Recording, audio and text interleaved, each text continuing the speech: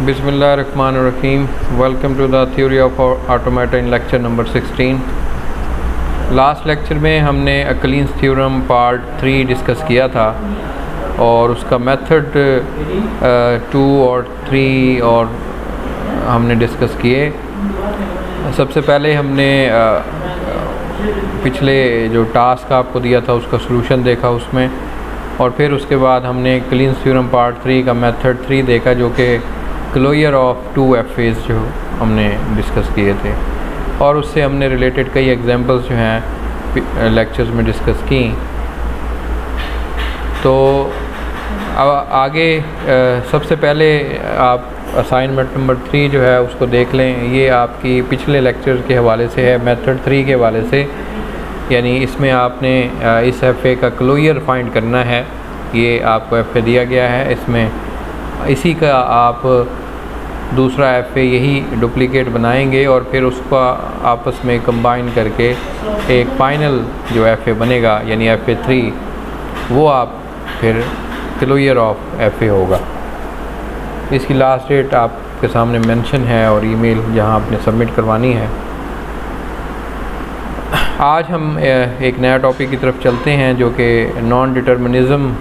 इसके बारे में हम पहले भी कुछ शुरू के लेक्चर्स में बात हुई थी, लेकिन अब हम इसको आगे डेप्थ के अंदर देखेंगे कई लेक्चर्स में, जो कि NFA का टॉपिक है, नॉन डिटर्मिनिस्टिक फाइनाइट ऑटोमेटन। तो ये हमारे पास, इससे पहले हम जो अब तक ऑटोमेटा के अंदर मुख्तलिफ देख चुके हैं टूल्स, तो उसमें FA हमने देखा और उसके बाद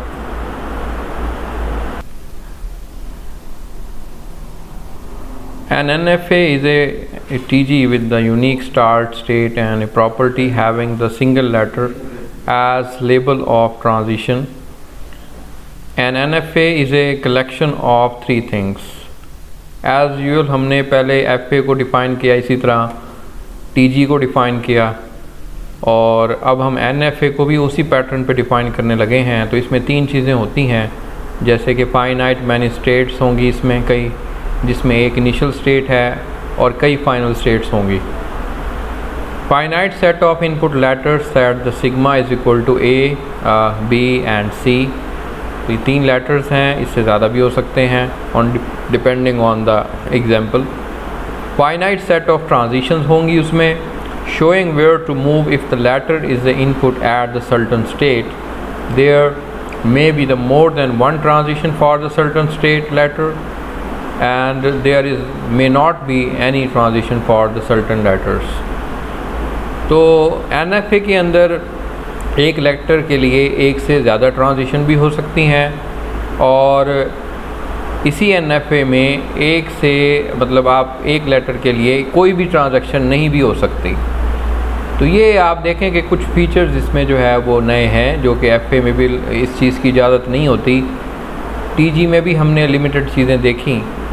यहाँ पे अब हम कह रहे हैं कि या तो एक लेटर्स के लिए मल्टीपल पाथ होंगे या एक लेटर के लिए कोई भी पाथ नहीं होगा। ये भी NFA में हम देखेंगे। It may be observed from the definition of the NFA that string is supposed to be accepted if there exist at least one successful path, otherwise rejected. ये बात इसमें तय होती है कि जो हमने अभी डेफिनेशन इसकी बताई है आपको, कि NFA के अंदर मिनिमम एक पाथ होगा जो कि स्ट्रिंग को एक्सेप्ट करने के लिए इस्तेमाल होगा, अदरवाइज़ वो रिजेक्ट है। ये तो हम बात कर चुके हैं कि एक पाथ के लिए, एक लेटर के लिए कई पाथ हो सकते हैं, एक भी हो सकता है या कोई भी नहीं हो सकता। तो कहने का मतलब ये है कि कम से कम एक सक्सेसफुल पाथ ज़रूर होगा जिससे स्ट्रिंग एक्सेप्ट होगी, अदरवाइज रिजेक्ट होगी। It is be noted that an NFA can be considered to be an intermediate structure FA एंड TG। ये भी आप कह सकते हैं कि ये FA और TG का दोनों को इंटरमीडिएट स्ट्रक्चर हम पढ़ने जा रहे हैं, जो कि इनके दरमियान में लाई करेगा कहीं। अब हम इसकी एग्जांपल्स आगे डिस्कस करते हैं। ये पहली एग्जांपल आप देखें कि यहाँ आप 1 इनिशियल स्टेट है, ये 2 हमारी फाइनल स्टेट है, और 3, 4 और ये 5 बी हमारी फाइनल स्टेट है। यहाँ पे अगर आप देखें कि इनिशियल स्टेट के लिए हमारे पास 3 पाथ हैं। ए को रीड करने के लिए हम ए को रीड करके यहाँ भी जा सकते हैं, यहाँ पे भी जा सकते हैं और यहाँ पे भी जा सकते हैं। तो यहाँ पे अगर आप देखें कि ए रीड करके यहाँ पे एक्सेप्ट भी हो रहा है, इधर भी हो रहा है और इधर। आप इसमें देखें कि जो चीज़ हमने अभी थोड़ी देर पहले बताई है कि एक सक्सेसफुल पाथ होगा जो कि स्ट्रिंग को एक्सेप्ट करेगा, तो ये सक्सेसफुल पाथ है। बाकी ये वाला भी सक्सेसफुल पाथ नहीं है। ये हो सकता है क्योंकि आप ए को रीड करके 4 पे आएंगे और फिर बी को रीड करके 5 पे जाके एक्सेप्ट कर लेंगे। बेसिकली इसमें या तो ए एक्सेप्ट हो रहा है या फिर ए बी एक्सेप्ट हो रहा है, ठीक है। और रिजेक्ट आप कह दें इस तरफ चले जाएंगे तो फिर रिजेक्ट भी हो जाएगा। It is noted that above NFA accept the language consisting of A and A B. Another example यहाँ पे अगर आप देखें कि हमारे पास यहाँ पे जो ये इनिशियल स्टेट है 1, ये 2 और ये 3 हमारी फाइनल स्टेट है। तो यहाँ पे अगर हम ए रीड करेंगे तो 2 पे आएंगे, फिर ए रीड करेंगे तो 3 पे, तो डबल ए ये एक्सेप्ट हो रहा है। अगेन यहाँ पे लूप भी लगा हुआ है ए के लिए। आप देखें मल्टीपल पाथ हैं, इधर भी ए के यहाँ भी लूप लगा हुआ है। तो ये भी आप देखें कि जिसमें डबल ए होगा स्ट्रिंग में वो एक्सेप्ट होगी। तो ये NFA की एग्जांपल हो गई। It is noted that the NFA helps to eliminate a loop in certain state of FA.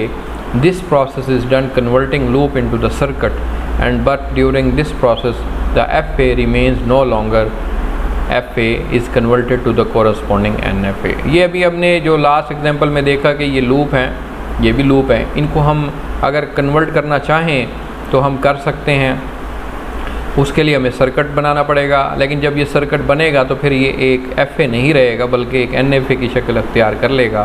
तो यहाँ पे अब आप देखें कि the consider the part of following FA, इसमें ABCD हैं, 3 लेटर्स हैं। तो ए के लिए जो है वो आप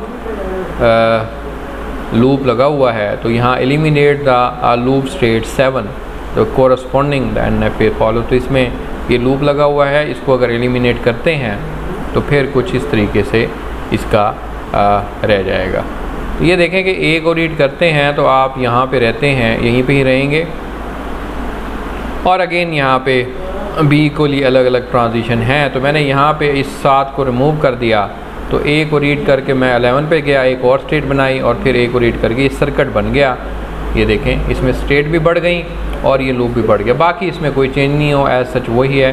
11 स्टेट जब मैंने ऐड की तो फिर मुझे इसके लिए भी आगे लेटर्स जो हैं वो मैनेज करने पड़े। तो ये देखें कि किस तरीके से मैंने उस लूप को ब्रेक किया और विदाउट एनी लूप जो है वो मैंने इस NFA को बना लिया। अब हम आगे एक प्रोसेस स्टार्ट करने लगे हैं जो कि converting an NFA to the equivalent NFA, यानी FA को हम NFA में कन्वर्ट करने लगे हैं। और इसके कई मेथड्स हैं जो कि अगले लेक्चर्स में, कई लेक्चर्स में हम डिस्कस करेंगे। It is noted that according to the Kleen's theorem, if the language can be accepted by the FA, then there exists in the TG accepting the language. Cleans theorem के पिछले lectures में हम ख़ास तौर पे part 3 में ये चीज़ देख आए हुए हैं कि अगर कोई लैंग्वेज एक्सेप्ट होती है FA से तो उसमें एक TG के ज़रिए भी हम एक्सेप्ट कर सकते हैं। तो वही बात कि TG हमने उस TG को बनाया और फिर TG से रेगुलर एक्सप्रेशन निकाली और फिर उस रेगुलर एक्सप्रेशन से फाइनल FA बनाया। तो ये भी हमने प्रोसेस किया है। Since an NFA is the TG as well, therefore exists an NFA accepting the language by the FA. अब ये हमने देखा कि FA अगर उस लैंग्वेज को एक्सेप्ट करता है तो उसमें TG भी एक्सेप्ट कर सकता है। इसी तरह हम कह रहे हैं कि अगर TG एक्सेप्ट कर सकता है तो फिर NFA भी एक्सेप्ट कर सकता है। तो उस बेस पे in this case the FA and NFA are set to be the equivalent to the each other. हम ये कह रहे हैं कि FA और NFA दोनों एक दूसरे के इक्विवेलेंट हो सकते हैं। And following the example of FA to convert it is to equivalent NFA। तो यहाँ पे अब हम ये प्रोसेस देखने लगे हैं, लेकिन ये बात इस चीज़ को इंश्योर करने के लिए ये मेथड 1 है, ये क्लीन्स थ्योरम जो हम पढ़ चुके हैं बल्कि उसके अंदर हम डिटेल से डिस्कस कराए हुए हैं कि जो उसका मेथड 3 था, तो उसके अंदर हमने यही प्रोसेस किया था कि अगर टीजी के ज़रिए हम एफ़ए कैसे बनाते हैं, तो यही प्रोसेस हम इसके लिए भी फॉलो कर सकते हैं। यहाँ पे अब आप देखें हमारे पास एफ़ए है जो कि ये उसकी regular expression a + b star b। यहाँ a रीड करते हैं तो हम यहीं पे रहते हैं, b रीड करके हम यहाँ फाइनल स्टेट पे चले जाते हैं, b यहाँ पे रीड करेंगे तो यहीं पे रहेंगे और फिर a रीड करेंगे तो यहाँ आ जाते हैं। तो इसका NFA अगर बनाना चाहें तो अब आप देखें कि अब हम B के लिए हम इधर जा रहे हैं, अदरवाइज़ AB के लिए हम यही रहते हैं, क्योंकि इसमें भी B ही एक्सेप्ट हो रहा था। और तो ये देखें कि हमने इसको इजीली कन्वर्ट कर लिया।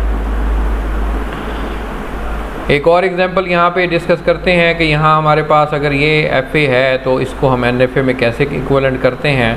तो यहाँ पे अब आप देखें कि A को रीड करने के लिए हम 1 पे जा रहे हैं, फिर A रीड करके हम इधर जाते हैं और यहाँ से B रीड करके हम वापस आते हैं। ये हमारा FA है, लेकिन अगर आप इसको NFA में कन्वर्ट करेंगे तो ये बनेगा, यहाँ पे 3 स्टेट्स ही हैं। तो इनिशियल स्टेट पे A रीड किया, 1 पे गए और फिर 1 से A रीड किया तो फिर फाइनल स्टेट पे गए। यहाँ भी लूप लगा हुआ है, वहाँ भी लूप लगा हुआ है।